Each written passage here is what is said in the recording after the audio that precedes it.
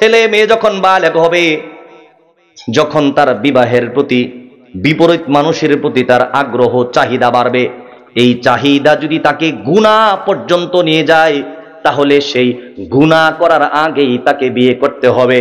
সেই গুনাহ করার উদ্দেশ্য করে আল্লাহ রাব্বুল আলামিন সূরা বনী ইসরাইলের 32 নম্বর আয়াতে বলেই দিয়েছেন, ওয়ালা তাকরাবুজ জিনা ইন্নাহু কানা ফাহিশা। সুতরাং জেনার দ্বারের কাছেও যেতে হবে না, জেনার দ্বারের কাছে যাওয়ার আগেই বিয়ে করতে হবে।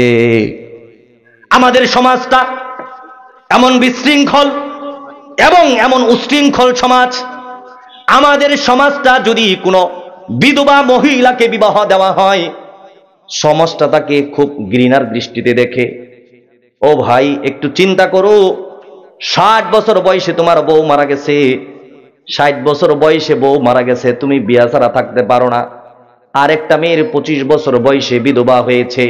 এখন এই মেয়ে যদি তার সন্তানকে রেখে বিবাহের দাম্পত্য জীবন করার মতো সাহস দেখায়, তাহলে এই মহিলার মতো খারাপ মহিলা আর দুনিয়াতে নাই। আমরা কিন্তু এটাই মনে করি, কিন্তু ইসলাম বলেছে বিবাহটাকে সহজ করো আর জেনাটাকে কঠিন করো। সমাজ বিবাহিত মেয়ে স্বামী হারিয়েছে, স্বামী হারানোর বিষণ্ণতায় সে কাতর, তার যৌবন আছে, বয়স আছে, দ্বিতীয় স্বামী গ্রহণ করবে, সমাজ এটা মানছে না, বাবা মানছে না, মা মানছে না।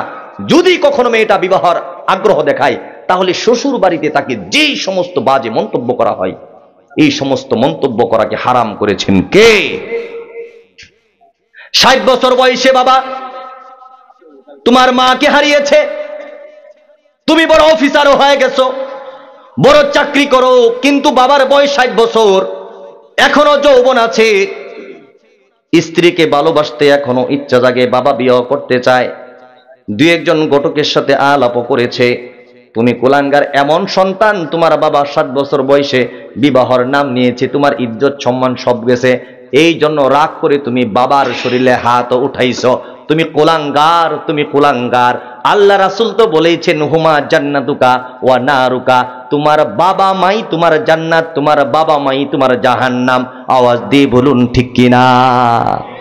এই জন্যই যখনই যেভাবেই ইসলামের পক্ষে আমরা থাকতে রাজি আছি। তো ইসলাম আমাদেরকে যা বলে, ইসলাম আমাদেরকে যা শিক্ষা দেয়, সেই অনুযায়ী আমাদেরকে জীবন যাপন করতে হবে, সেই অনুযায়ী আমাদেরকে চলতে হবে।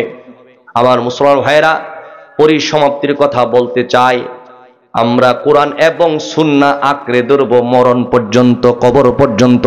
আওয়াজ দিয়ে বলুন ঠিক কিনা?